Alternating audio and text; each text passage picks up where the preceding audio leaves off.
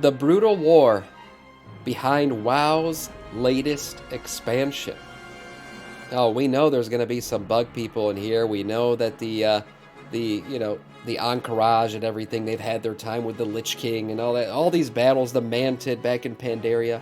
What is this about? War of the Spider, the war within. Let's see what Bellular has to say.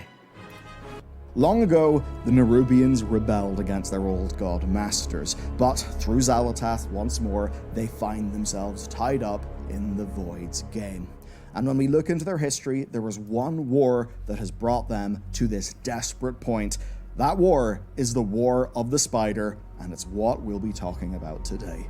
Their ancestors ruled the world. The Akir, skittering creatures, each extensions of the old gods they served. Their temple cities rose up into the sky until one day... The Akir are basically they are the ones that all of the bug people that we know today came from. Right? You got the Mantid, you got, who is it? You got the Mantid, you got the Nerubians, and you got the Karaji, that's right. So you got those, all of them have their ancient bloodline going back to the Akir. The clouds of void broke, and the Titans descended upon Azeroth. They made terrible war in the Black Empire, sending forth Keepers Tyr, Odin, and legions of Titanforged. And we know how that story goes. The old gods were chained, the Titanforged cleansed the Akir from the planet, but some buried deep. Yes, so they thought. Imagined a day when their empire would once again rise. So life in the world flourished. Soon intelligent races grew from the forests, and in this period, trolls reigned supreme. They worshipped the Loa, but some sought darker powers and foolishly called on Kithix, a powerful servant of Yogg-Saron, and the very same Kithix that had a part in slaying Tyr. Kithix kept calling out to the sleeping Akir and launched a brutal war against the divided troll clans. But through the bravery of the trolls and the cunning of the Zandalari, they united into the first Troll Empire. This Zandalari Empire destroyed Kithix and hounded the Akir to the four corners of Kalimdor. This is true. The Drakari trolls. If you ever look into this war about how the trolls, chase these guys, the Akir, out, you can logically draw a connection between the Akir basically leading to the creation of all the elven races. Because eventually, the way the Well of Eternity was found and everything was these ancient trolls chasing down the Akir. They eventually found the well, decided to settle around it. Then you get, advanced to night elves, advanced to high elves, blood elves, everything else came from there. So you could thank the Akir for all the elven races, or hate them for them if you don't like the elves. Chased those who fled north, eventually settling in the snowy reaches of Zuldrak. Having been defeated once again, the Akir burrowed. But this time, something actually changed. Their focus slowly turned away from their old god masters. Instead, they created an empire of their own, Azjol-Nerub, one which would eventually eclipse the Drakarian Northrend. They were the greatest power in the continent. That is, until the Lich King arrived. That's right. And he arrived using today's sponsor. Where we're going to save some money, be more secure, The and Lich King enjoy sponsor? more convenience with NordVPN.com/Belgian It is a Gaming. mountain. If you Their go there, logo you'll is that actually could be get Ice 4 Crown months Citadel. for free Who on top knows? of a 2-year plan, of course, backed by their zero-risk 30-day. They would have money-back found it guarantee. eventually. They just Now, sped up you the evolution. Probably know Probably right. NordVPN, You're but probably they're right, actually Tundra a Freeze. suite of security and convenience tools. NordVPN But it's a fun one to lets think you about. use the internet as if you're anywhere, so you can bypass regional restrictions and content, access streaming libraries of other countries, and even save money by region hopping to get a better deal. And that can save your ass if you're booking a big trip, like my Florida trip last year. Now, they've got apps on every major platform, which makes using Nord super easy. That's right, And then use they're more Nord. than just a VPN. You'll also VPN get yourself. Dark Web Monitor, which alerts you if your credentials have appeared in a data leak, and their threat protection tools. They've also got more up their sleeve. I mean, it's crazy. They've got NordPass, which just helps you be more secure, and it's super convenient. Forgetting passwords being a thing of the past is pretty awesome. Okay, nice. if all this stuff sounds interesting to you, check out nordvpn.com/Bellular Gaming. The link is just down below in this video. You'll get 4 months off a 2-year plan, backed by their 30-day money-back guarantee. There it is. 27 years after Azeroth survived the fallout of Draenor's collapse, the culprit of that world's doom, Ner'zhul, was captured and put once again into service by his Legion masters. His soul was shorn from his body and placed in a suit of runic Ner'zhul armor. got wrecked, He was given man. a Morn Blade and, to complete his iconic set, the Helm of Domination. That's right. At this time, the Dark Portal had been God, destroyed. that was so good when the lore was just that. Now you got all this attachment to freaking the Shadowlands and all this crap with the jailer. Yeah, it's too bad. We could just ignore it, pretend like it never The happened. Legion had no direct link from Draenor to Azeroth, so they shot him through the Twisting Nether to Azeroth until, one day, the sky opened over Northrend and Ner'zhul, encased in ice, plummeted to Icecrown Mountain. His mission was to establish a portal connection to Azeroth and make ready for the Legion's invasion. He was given two tools: immense power over undeath and domination magic, something so strong it could break the will of even the strongest beings. There it is. The Lich King had arrived, and around his throne, his Nathrezim jailers built a great citadel. Now, the work didn't Yeah. immediately begin. Built it out of Ner'zhul's Old God mind was blood. fragmented, tortured. It reached out, feeling the powerful minds of troll priests and generations of sleeping Vrykul.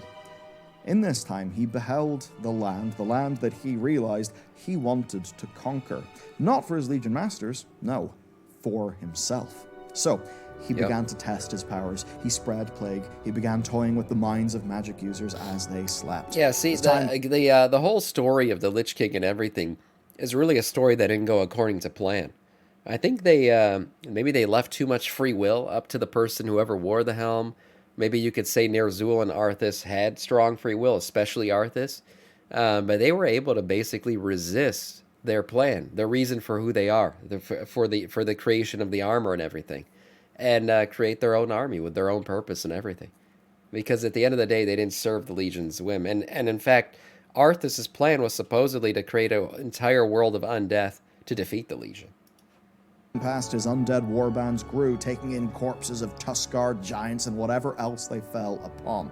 As this happened, the Lich King's personal power grew and grew, and as it did, he began to reckon with his rivals on the continent, the power-hungry Drakari trolls, and below them, the Nerubians. Dealing with the Drakari was simple. Their lust for power was quite easily manipulated, True, especially by one so powerful. The Lich King would, however, find his power insufficient for the second group. The Nerubians were very much ready to show Ner'zhul who the one true power on Northrend was. Across thousands of years of existence, Azjol-Nerub fought many wars with the surface dwellers. Their armies became feared by the Vrykul and an ever-present horror to Drakari warbands. Now They were worthy, man, worthy enemies. I mean, even we know Arthas eventually became the most powerful version of the Lich King ever. He had a lot of trouble with them. For a long time, he couldn't beat them until eventually he was able to conquer them through undeath. But they were very resistant to necromancy and other powers like that. So he had a very hard time defeating them. Marched, and they marched forth from fought hundreds of tunnels throughout Northrend. Elite Deathwatcher units infiltrated Ner'zhul's citadel ahead of Barak's grand host. Ranks of battle guards supported by web-weaving casters and huge acid-spitting creatures. Giant spiders coaxed from the depths and ancient twisted magic of viziers being unleashed. A true horror. They converged on Icecrown, Spider Lords at the center of a heaving mass. And so, from across the continent, the forces of Azjol-Nerub pointed straight at Ner'zhul's throne. The Lich King was badass. I somewhat didn't know they against the attacked wall, Icecrown and he directly. couldn't call on many of the tools that we know him for. The Vrykul still slept in Jotunheim. No humans had came from Lordaeron. The Nerubians were not yet his slaves. The Scourge had no Death Knights. They had very few Liches, with Liches, of course, acting really as command and control Right, they're for like the generals, undead basically. masses. This meant that it all fell on Ner'zhul. For all the references we have of this war, there is no indication that the main Nerubian force ever breached the Wrathgate. Essentially, there was a long siege in front of that gate. A gate, of course, made of Saronite. Saronite is the crystallized blood Old of God the blood. Nerubians' once master, Yogg-Saron. Now, this siege could have dragged on for months or years, But there was only one possible conclusion. Ner'zhul redoubled his efforts. He cast the Plague of Undepth deep into the bowels of Azjol-Nerub, and although it was ineffective, small pockets of Scourge could still break out, leading to a violent crackdown on the plague's spread. And with this, the kingdom went into lockdown, and Anub-Arak began to realize some simple yet grim math. With each push they made towards the gate, or infiltration, he lost his forces. And when they died, they could be resurrected. One of the great strengths of the Nerubians is they were mostly immune to the plague, so they couldn't just be turned that way. Right, that was the biggest thing about them. That was the biggest and hardest thing that made it very difficult for Arthas to beat him, right? Because a lot of times, if an army resisted, the Scourge, which did happen, there were even human kingdoms that were able to push back against the Scourge, but eventually, through the plague, he could weaken his enemies. Cause them even to join his cause, right? They die and then rise in undeath, and they're part of his army. But the Nerubians were very resistant to that, so he literally had to defeat them straight out in combat. That was a very tough one to handle. The plague, so they couldn't just be turned that way. But still, if they died, they would be resurrected. So This was not a good position. Shadowy figures walked unseen in the Nerubian camps at night, sowing chaos, assassinating key figures, and worse, those figures were coming back possessed. For all the completely immune to the plague, but not immune to all necromancy is what I'm saying. That's why when I say they were resistant. Yeah, they were immune to the plague, but if they died, you could use necromancy to bring them back to life. His armies, for all the resistance they had to the plague, they did not have the strength to crack Icecrown Citadel, meaning it was essentially over. Yeah, the old-fashioned way. Yeah, they had to be the old-fashioned way. Mounted. One last push on Icecrown, or a retreat into Azjol-Nerub, where they would be forced to fight tooth and nail as they essentially waited for the inevitable. Ultimately, the Nerubians pulled back, and as they did, the Dreadlords rose from Icecrown Citadel and led the resurgent Scourge into the depths of Azjol-Nerub. See, unfortunately for the Nerubians, that was probably their best shot, because when you don't defeat the Scourge, all you've done is left dead bodies behind for them. They come back even stronger, right? Every loss to the Scourge is a win for the Scourge. And that makes obvious fucking sense. If you lose to somebody, they won. But it's a double win for them because they are going to come back even stronger. And you're really going to get your ass defense kicked. fell to Crickthyr the Gatewatcher, who stood as a bulwark against the Scourge and held, essentially, the keys to Azjol-Nerub. The first wave was pushed back, the battle guard heaving against the corpses of their fallen brothers, but ultimately, the conclusion was foregone. While for generations Crickthyr had protected his people, soon the situation had changed. His body was dead, and as the undead swarmed over it, it was reanimated. That's the thing. Crickthyr left serving the Scourge. It's like a double loss. He was rather cursed to remain in his station, the Scourge Warden of Azjol-Nerub, put to rest eventually by adventurers during the war against the Lich King. Okay, the Scourge at this stage were still relatively limited, and this led to a brutal and protracted phase of the war. The Scourge... And you got to imagine, it's like you cannot tie against a Scourge, Every time you fight them, their army gets bigger and yours gets smaller. And it's addition by subtraction, Every soldier that you lose gets added to their side. It's like a zombie. It's a zombie army. So at the end of the day, you're gonna die. You're gonna lose. They adapt and evolve. Yes, that's true. That's one thing that's very important about commanders like Kel'Thuzad and stuff, is that they in fact, it's not just a mindless army they did have tactics. The Scourge was a tactical army. There were units. There were certain units made for certain things, and they did attack in certain ways. Scourge sacrificed thousands and thousands just to win. Scourge are the flood for Halo fans. Yeah, basically. As much as that math might look okay, from the Nerubian perspective, they would yield a few meters, they would lose a few of their number, but then their number would be risen again to fight them. It was a losing situation. And with this, the kingdom began desperately to dig deeper and deeper and deeper. Every tunnel was choked with battle and corpses until finally Anub-Arak was cornered. The flood He killed countless foes, but fundamentally, victory was impossible. And once the light of life vanished from his eyes, he felt a soul-crushing pain and one dominating command in his mind: to crush the empire that was once his. And with that, Anu-Barak was risen and turned on his people, beginning to mercilessly slaughter. This was game over. Once Anu-Barak was raised again as part of the Scourge, it was game over. They were done. And for that, he was forever known as the Traitor King. For Ner'zhul, things were going exactly to plan. He raised Nerubian priests and had them kill their worshippers and burn their temples, lords made to eat servants, while generations of dead were raised from the crypts. A grisly example is Elder Nadox, once a wise and kind scholar.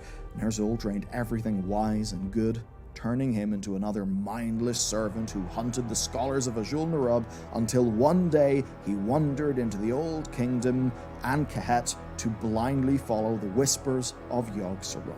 Yeah. Azjol-Nerub's window of survival. Good old Yogg came back in. Yes, that's right. Yeah, we do have you want to put requests in for reacts, you could just always throw them in the Discord. Put a link in there. Grew. Just throw it in the general channel. They needed People to always do dig that. their way out, but as their tunnels went deeper and deeper, deeper than they had ever dared before, they began to hear a chittering madness coming from those depths. Long thought a legend, the Nerubians never quite realized that they had built their empire around the prison complex of Yogg-Saron, and their once master was not pleased with them at all. That's right. The prison was breached. Void creatures boiled into the tunnels connecting to Azkah-Kahet and quickly pushed the Nerubian workers into the Old Kingdom. They had nowhere to run. Yogg-Saron sent... Basically now the Nerubians had reached a point where they were being pushed from the bottom, right, by Yogg and his boys, and then from the top the Scourge was coming down on them. They were getting sandwiched, man. They were completely screwed at this point. They were being attacked from two sides. His herald, Volajaz, to declare death to the Nerubian race once and for all. And Volajaz was mostly successful. The few remaining living Nerubians were now faced with death at the hands of their once master Yogg-Saron, or being torn apart and made to serve a new master in Ner'zhul. And in a final act of defiance, a group of viziers released a tiny, unnoticeable spider.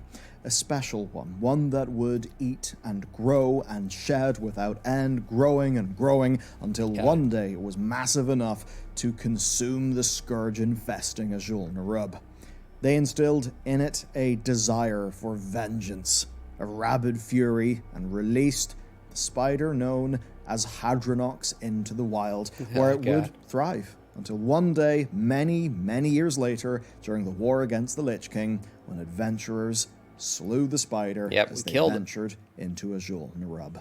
And as this empire died, the attacking forces of the Scourge and Old Gods met. They met at the border between the Upper and Old Kingdom. Man, what a battle. They mindlessly faced each other off whilst their masters, far away from all slaughtering each other from the top and bottom, and then the Azjol-Nerubians, they just got destroyed, sandwiched, and then the two sides met each other and then continued to fight. This was just like a never-ending war. Weighed each other up.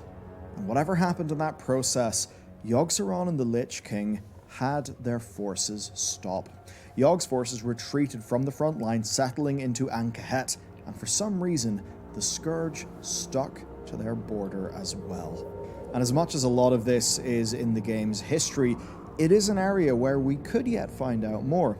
I say this because after Wrath of the Lich King, Blizzard said that they had intended a deeper connection between Yogg-Saron and the Lich King, and they didn't really get to manifest it in-game. Of course, the context here is they originally planned for Azjol-Nerub to be a massive underground zone. Right. That likely means then that there was intended lore, an intended connection between the characters. Well, now we see, we're not getting Azjol-Nerub, but we're getting Azkah-Kahet. And the story there is the Nerubians that live there are being told to gather Old God blood. Oh, wow, that sounds familiar. The blood of Yogg-Saron. They're gathering Old God blood again. And they're being told to do so by Xal'atath.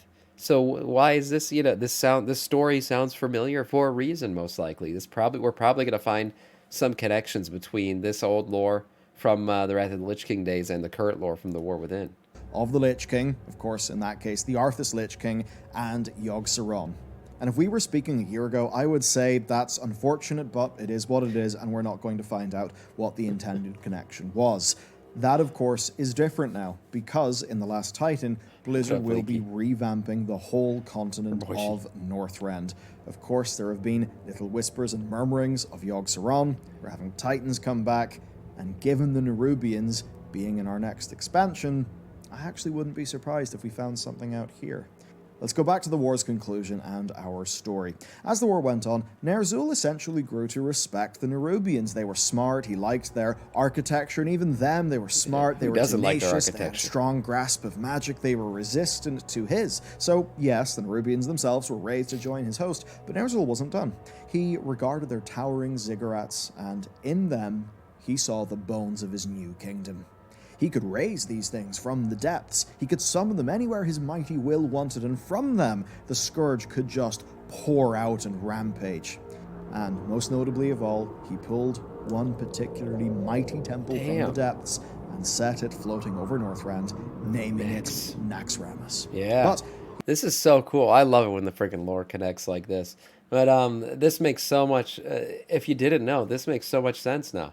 Why these ziggurats freaking look the way they do, why they remind us so much of Nerubian style, architecture and everything like that. They're in fact Nerubian cities pulled out from the ground, straight out. Yeah, and used obviously to just throw the Scourge wherever. They are basically floating cities of death. he needed a lieutenant to helm it, someone with a mind twisted like his own before he died and became the Lich King, someone to lead his cult of the damned. With the conclusion of the War of the Spider, Ner'zhul was now Lord of Northrend. Yes, there were Drakari holdouts, but they were essentially sacrificing their own gods in this doomed attempt to gain the power they would need to resist. Ultimately, that failed. So Ner'zhul, by now, given everything that he had accomplished, was beginning to be ready to act, and he knew what his first target would be. It would be Lordaeron. He reached out and he felt the twisted presences of the most depraved people on that land, the likes of Darkmaster Gamling, the Barrow family, the Rivendares, and of course, Kel'Thuzad. Right. And you mostly know how that story goes, right? It's the events of Warcraft 3 and its expansion, Wrath of the Lich King. Purging some and of course, cities. both after Wrath of the Lich King and the War of the Spider. What's very interesting is basically he dethroned himself by attacking Lordaeron because that sent Arthas on the whirlwind adventure where he eventually got to Northrend, put on the crown, beat the shit out of Ner'zhul mentally, and fully took over the throne of the Lich King. So pretty funny that he basically lent his own Wrath device. of the Lich King. And of course, both after Wrath of the Lich King and the War of the Spider, all seemed over for the Nerubians. But I say seemed, because it's time to talk about Azkah-Kahet. It appears that during the frantic bid to escape their dying kingdom, some found tunnels that wove past the undead hordes and the old god's madness. They traveled ancient paths, ones once carved years ago by their fleeing ancestors. They were drawn, as their race instinctually is, given their origin, toward the prison of an old god. And so they went. They went south, they went west, until finally they found safety. A new home deep below the surface. And from there they built their strength, and along with their queen, they began to wage war with those they found above them. The Arathi, descended humans of Hallowfall, who exist in a brutal war of attrition against these Nerubians guarding the new Hallowfall zone. The war with the Arathi is a big part of it. Every time that this, where's the image here? Every time this crystal goes dark, which is going to happen continually throughout our time in the zone gets invaded by the Nerubians. So, and then there's a battle to push them back, and the light eventually returns, and that's the whole story of this zone. So that's a pretty cool thing. Interesting that war is continuing. And why are the Nerubians invading every time this thing goes dark? There's got to be a reason behind it. Whether it's a reason Xal'atath told them or just an ancient reason that they themselves recognize. But there's got to be a reason why they're attacking every time that this thing goes back to Shadow. We think. That's what I currently believe the story is. Obviously, the War Within has not happened yet. Now, originally, the War Within's website described these Arathi humans as having battled the Nerubians for centuries. Now, if it was centuries, then obviously you have a little bit of a lore problem. How did the Nerubians, which are from Northrend, end up down there? Yeah, it's pretty far. Did it just happen to happen, or were they driven by the events of the War of the Spider? So you could see that as breaking our timeline. But actually, Blizzard have noticed this. The description of hundreds of years, that was on an official website. They have since changed that website. They have removed the reference to it being hundreds of years, which I think means that this can tie in with the War of the Spider, essentially giving us continuity. Yeah. I think that that basically confirms it, that these are in fact Nerubians who ran away after the War of the Spider and buried here. I'm fairly sure that this is directly related to the War of the Spider. I agree with him. So yeah, given the change Blizzard made, I think we're safe. So, these Nerubians in Azkah-Kahet. Again, think of the naming convention. You had An-Kahet, now we have Azkah-Kahet. They are led by their queen, and they have struck a bargain with Xal'atath. They are helping her further her aims. Yeah, there's some old god blood. In return for that, they are essentially getting power to fuel a further evolution, which they hope can expand their empire. Back in Northrend, then, only a few original Nerubians remain. There are a tiny group who neither fell to the Scourge or ended up being all old godded. We actually helped them. They, I think, had a clutch of eggs. Anyway, they are actually still active. They're still canon. Their most recent reference in any published Warcraft material is in Exploring Azeroth Northrend, which covers a period of time after the events of the Shadowlands, where the Bronzebeard brothers basically go on a bit of an adventure through Northrend. And while nothing major happens, they do basically say that, yep, there are some of those Nerubians, they're still there, they're friendly, and they're essentially eking out an existence amongst the ruins of their once mighty empire. So, I mean, if you're wondering what are the Nerubians getting out of it, as he mentioned, she's giving them, Xal'atath is getting them some kind of power for doing what they're doing for her, and it's like speeding up their evolution. These are images directly from the website from World of Warcraft that basically showing their evolution. Look at this. They're now standing like they're bipedal, right? They're standing up now. They look like more advanced. They have like facial features, like humanoid facial features now. Hey, playable Nerubians, who knows? But she's definitely advancing their biology. And that's part of what they're getting. Even these guys, look at this. I mean, he bulked up, man. This looks like a big boy. So they're advancing. She's advancing their society, essentially, in return for gathering of the old god blood and everything that they're doing for her, which is very cool. We'll see how that plays out for them. Go to War Within. I hope that number one, this video has helped you get a little bit more context of the enemies that we will face. Also, might set up Draz, what the shit, man. Thank you so much. The 29, bringing 29 into our Scourge. Thank you. I appreciate that. Nice big raid from Draz. Big boy Draz. Some opportunities, right? We'll be going back to Northrend in the Last Titan. That's where all the events of today's video have happened. Even in Northrend right now, there are friendly Nerubians. Will they somehow be involved in the War Within? So, lots of stuff for us to think about. I absolutely loved making this video. A big thanks, of course, to today's sponsor for supporting this video. Thanks, man. Literally paying, me and the team's wages. So, thanks to them. Thanks to you for watching, and of course, if you want to check out some more lore related to the upcoming World of Warcraft content, A, I'm working on it, B, check out the video that will appear in place of my face. I will Great video. Picked it for you as a good one to watch after this one. Is it Draz's birthday? Happy birthday, Draz. Damn. Happy birthday, Draz. This was a great video. Man, I think Belilar's right here. I think he's on point.